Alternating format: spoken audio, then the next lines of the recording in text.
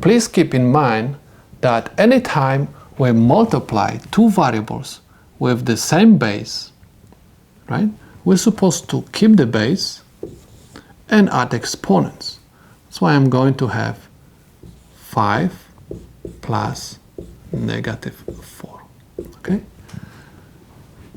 Plus times negative is negative. So I'm going to have 5 minus 4.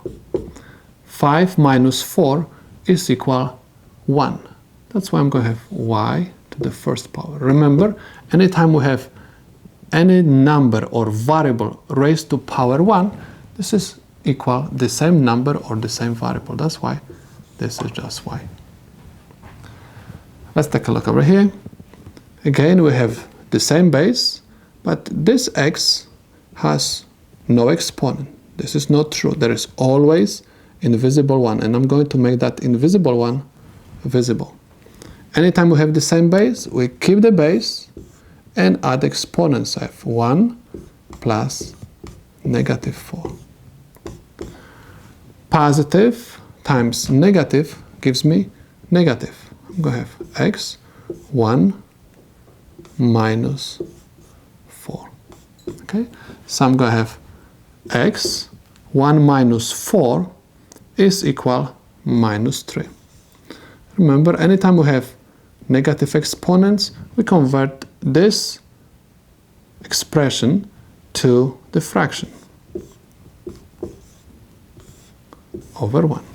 Anytime we want to convert negative exponent from the numerator to positive, we're supposed to bring that variable or number to the denominator. Automatically, negative sign is going to disappear. So I'm going to take this down. And my answer is going to be 1 over x to the third. This is the solution to this problem. Let's take a look over here. Again, I have the same base. So base will stay the same. And I have to add exponents.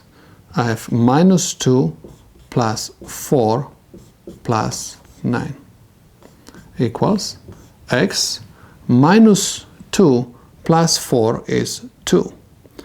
2 plus 9 is 11. This is the solution to my problem.